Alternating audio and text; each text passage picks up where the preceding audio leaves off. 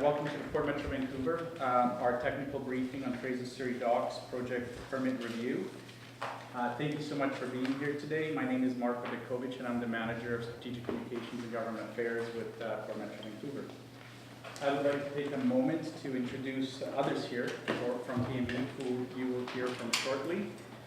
With me today are Jim Crandles over here, Director of Planning and Development, and right next to me, Darrell, Desjardin, Director of Sustainability and our Environmental Programs.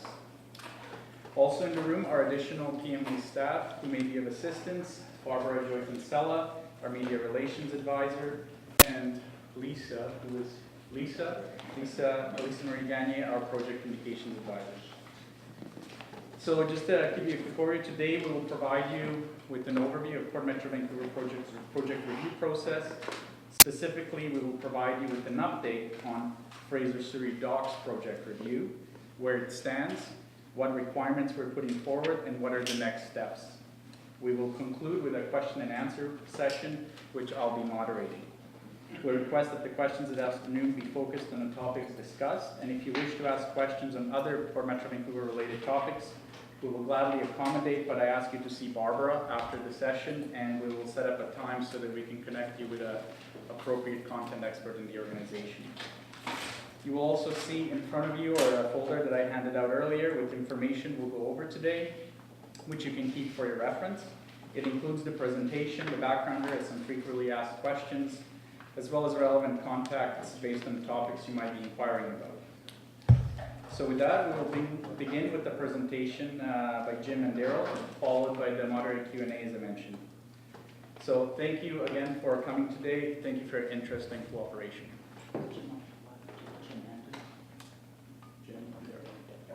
Darrell? Yeah.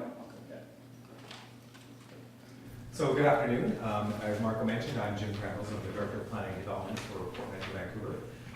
We're going to start off on perhaps providing a little bit of context in how the Port manages these federal lands in terms of our jurisdiction and the project review process that we have in place that we use for all projects. So we've had the Port has had a project review process that has been in place since the early 90s that is designed to ensure that we manage our land use authority in a responsible way that deals with all matters relating to projects from a development perspective, as well as looking at ensuring that that a complete environmental review is done of those projects. This process is similar to those who know how municipal development approval processes work. We look at best planning practices and ensuring that there's a variety of matters that are looked at for all projects. And this relates to from the very smallest projects that we have on Port property to large terminal development. The kind of things that we look at include things like air quality, habitat, fish and wildlife, soil water quality, Aboriginal interests, traffic and transportation, noise and lighting, navigation and safety, security, economic impacts. We do this in a way that really is done on the basis of the project at hand. We have a wide variety of projects, so we design a process and look at the impacts based on the specifics of that project. So that can relate to the complexity of the project, the location of the project, what is actually being proposed. We would undertake referrals for projects to various agencies, local governments, health authorities, or others who we think may be relevant in the review. We ensure that the proponent conducts thorough consultation, depending on the nature of the project, with communities and those that may be affected by the project.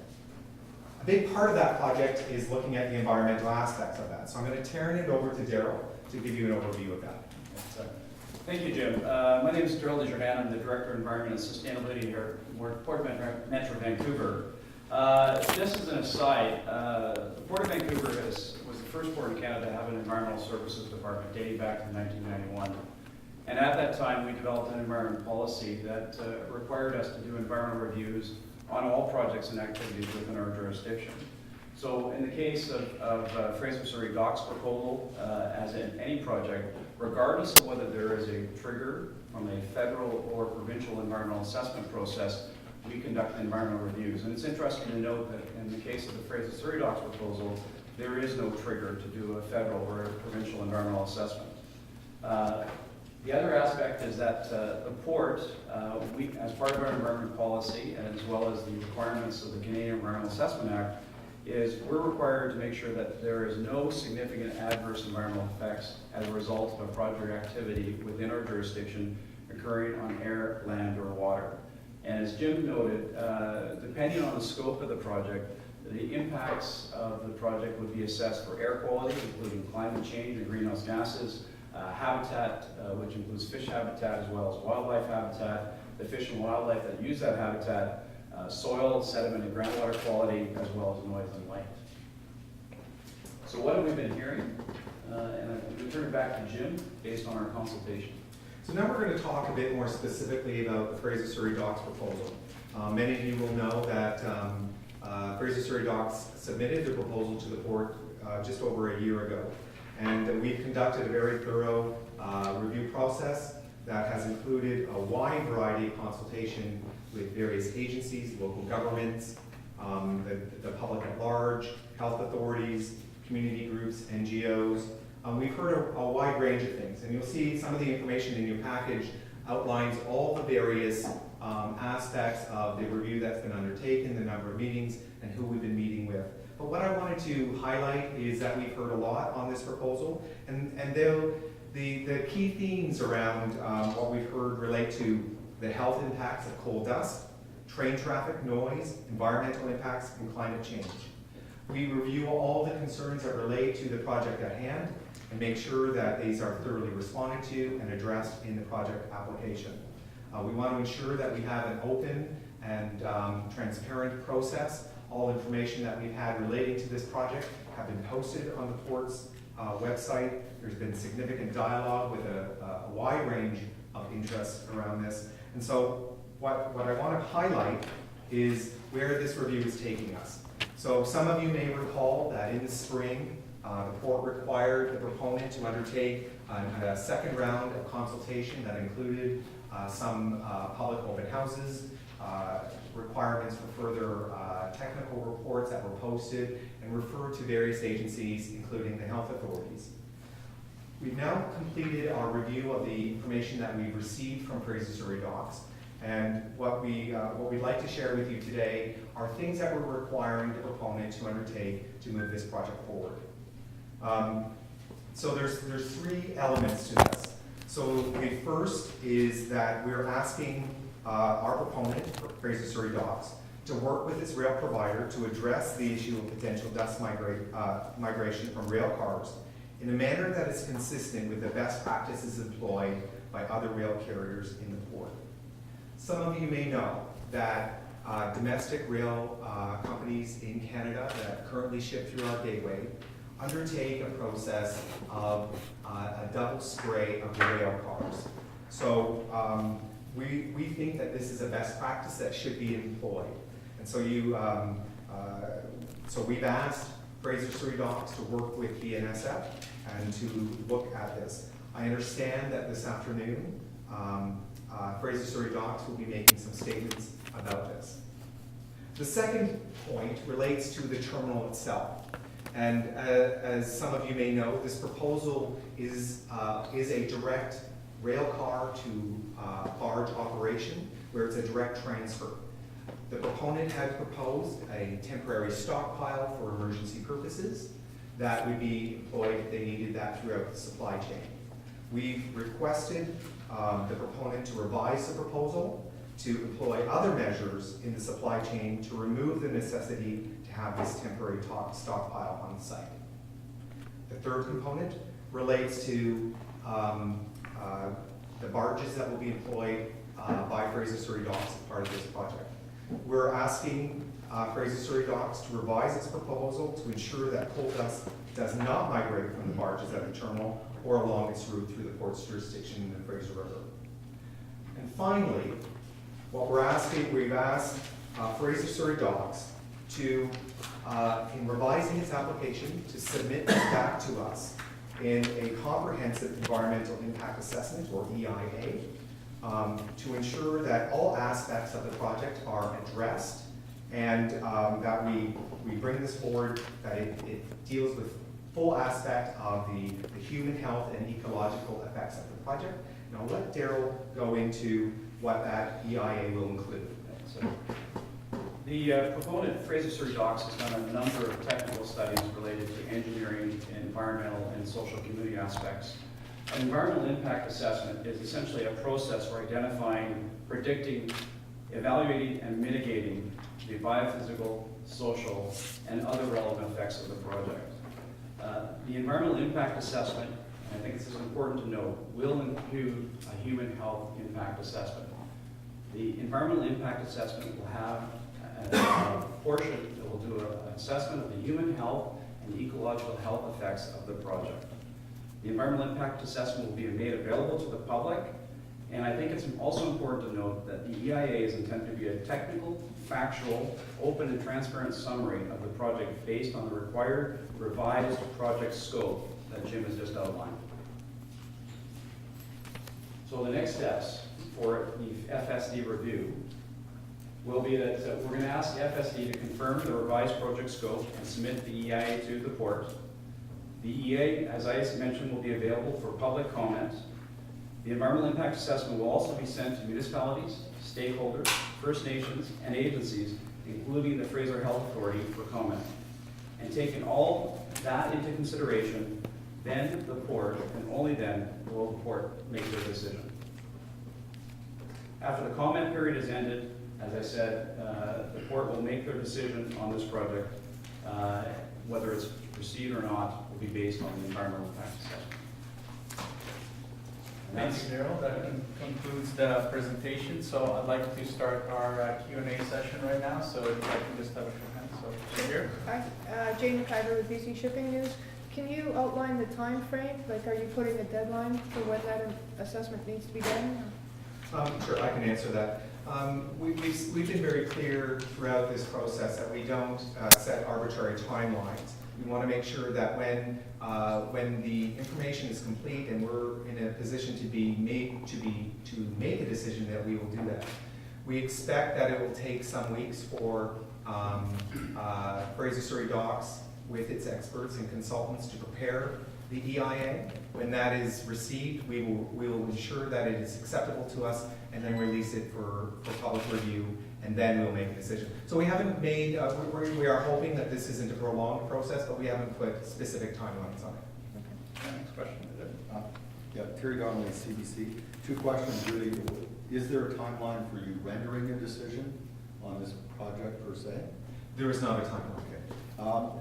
Coal dust migration, particularly along trains. Why not have a requirement that those coal cars, each individually, have some kind of a removable cover on top of it to stop that dust from going anywhere between start and finish? Certainly, the port is definitely interested to make sure that the rail providers provide proper dust mitigation measures along its route. They have proven, and through their best practices of using dust suppressants and respray, certainly on the Canadian side, has proven to be a successful measure in the port for the last 40 or so years, or sorry, the last number of years that has been in play since about the 80s. I think there used to be a time when coal cars were in fact covered. So is that? I'm not aware of that. Next question, maybe. Sean Glencoe, business in Vancouver. Will you consider the project if they can't meet some of the issues that you pointed out? Like, it's not possible for them to take out the stockpiles of coal. That's a very good question, and that the scope of the environmental impact assessment will identify all of the project impacts and the available mitigation. And depending on the results of that environmental impact assessment, to answer your question, if they cannot operate without a stockpile, then there may be requirements for additional mitigation or additional studies. But you will consider the project Yes. expansion regardless? That's correct. Hi, Wendy Stewart, business in Globe and Mail. I had business in Vancouver on the brain. this EIA that you're doing now, is it required, or did you decide to do it after all the public outcry? And whose process is it? The environmental impact assessment is a requirement of the port. There is no requirement either under the Canadian Environmental Assessment Act or the British Columbia Environmental Assessment Act to do an environmental impact assessment. The port does environmental impact assessments when there is projects that create either significant environmental impact or significant public concern. So why wasn't this required from the beginning? It's, well, in this case, the project didn't have significant environmental impact, but it was through the public process that we identified several public concerns. And the intent of the environmental impact assessment is to be the fulsome, transparent, and open, factual discussion of the project. Two questions. My name is Owen from Mighty Get Creative. As far as the mitigation of dust through the process from Fraser Surrey Docks to Texada Island, what kind of plan is there? Well, how is Lafarge going to manage dust throughout the entire route? I think that would be a good question for you to ask FSD. We've set out requirements, our expectations that there not be migration of dust from coal barges, and we fully expect them to address that through their environmental impact assessment that they will submit to us.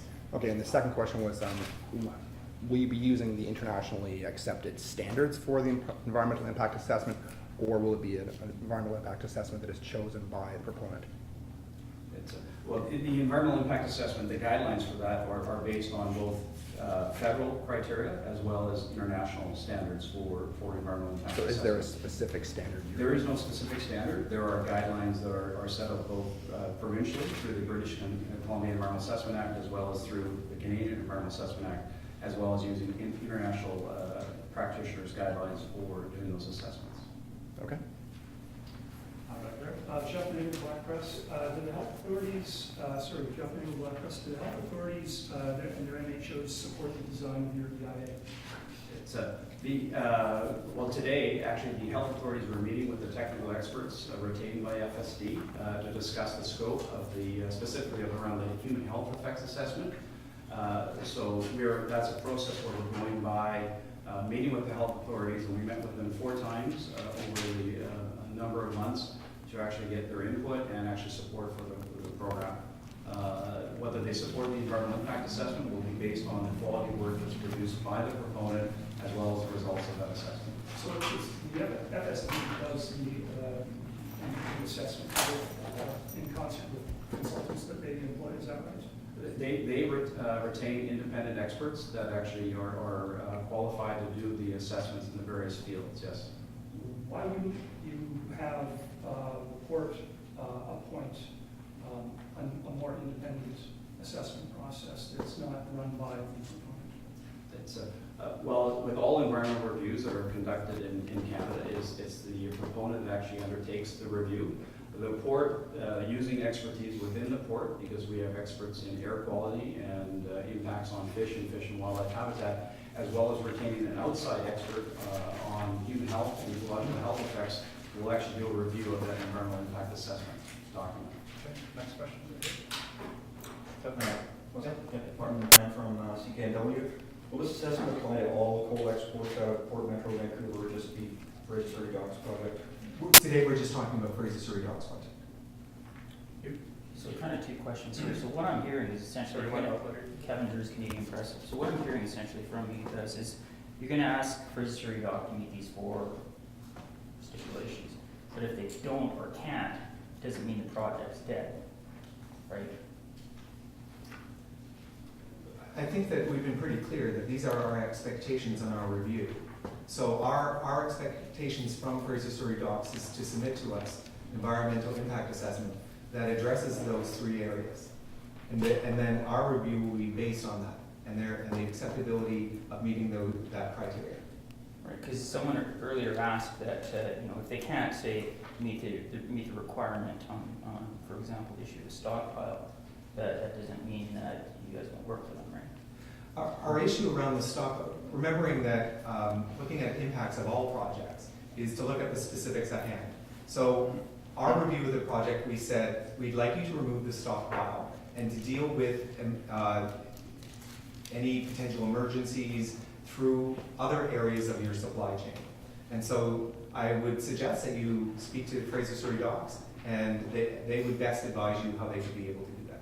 How many times in the past have you guys done a process like this? How many projects? Yeah, have you done this? We've been process? doing this since the early 1990s. So typically, environmental impact assessment, as I mentioned earlier, is when there's potential for significant adverse environmental effects or significant public concern. So typically, an EIA is required for projects 1 or 2 per year. And how many times have projects been turfed or turned down because they haven't been able to meet your requirements? It's as part of the environmental assessment process, it usually gets to the point where the board doesn't turn the project down, the proponent withdraws the project from the process.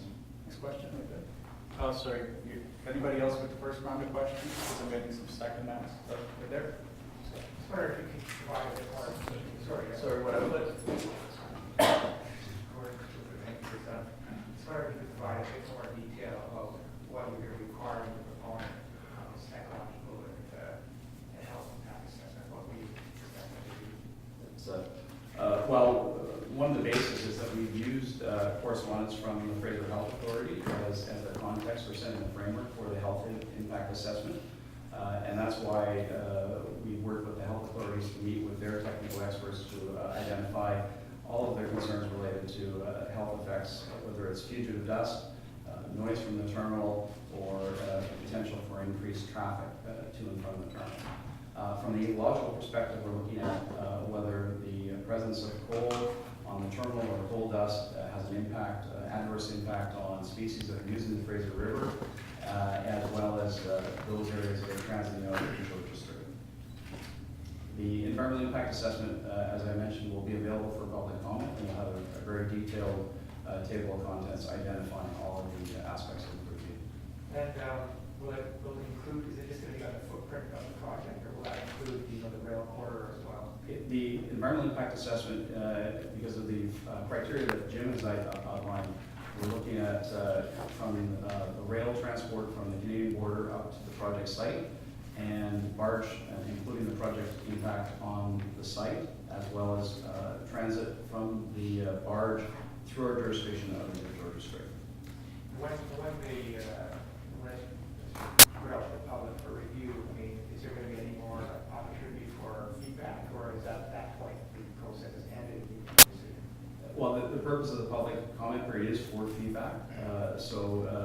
Depending on the number of responses we get and how they're structured, typically when you do a review like this, you do a consideration memo of how all of the public comments were actually addressed either in the decision or in the environmental impact assessment. Okay, 2 more questions.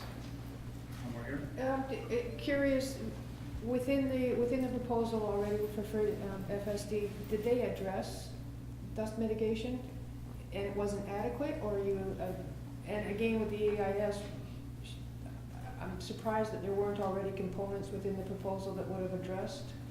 So is this just kind of putting all the information together, or actually changing what they've proposed? The best way to answer that is they had done a number of environmental studies, including a very detailed air quality study that identified that there was no health effects related to fugitive dust, but there was certainly a nuisance factor, which suggested that there needed to be enhanced dust mitigation, and specifically around the 3 focus areas, from the rail cars, related to the stockpile on site, and from the barge. And it was based on that review and based on FSD's own modeling that suggested the nuisance factor would exist at very low velocities with winds, that we required that work to be done. So that's the genesis for the environmental impact assessment. The last question. In the environmental impact assessment, as you mentioned, there's many fingers to environmental impact: air, water, soil, light, noise, etc. When you assess a project in terms of its overall environmental impact, do you look at the cumulative effect of all those factors, or are they kept in isolation of each other? A core element of this environmental impact assessment will be a cumulative effects assessment, which will look at all of the cumulative effects of those, the project, as well as existing projects within the system, within the geographic area, as well as potential projects that are planned and coming into the system. So whether there's it's air quality, noise, or light, there would be a cumulative effects assessment of those components. So the sum of all The those. sum of all those, yes. Okay, one last question, Jeff. Coming back to the question about what this means for other terminals and other operators, if in the course of this you find that best practices should be whatever mechanism to keep coal dust from getting out of trains or whatever, will that be applied to Neptune terminals, shipments as well, coal moves to the terminal in Port Metro, or anything else that might get proposed? I made the comment earlier that when our request for FSD to work with BNSF was to employ the best practices that we're already seeing through our gateway. So if you look at the majority of the traffic that's already moving through West Shore terminals and all the traffic at Neptune terminals, all of those are from our domestic rail carrier, CNCP, who already utilize a double spray on their rail car, on their coal rail cars. Okay, with that, thank you again so much for coming today and for your interest in this topic. And as mentioned earlier, if you have questions about any other topics related to BARB, please see BARB, and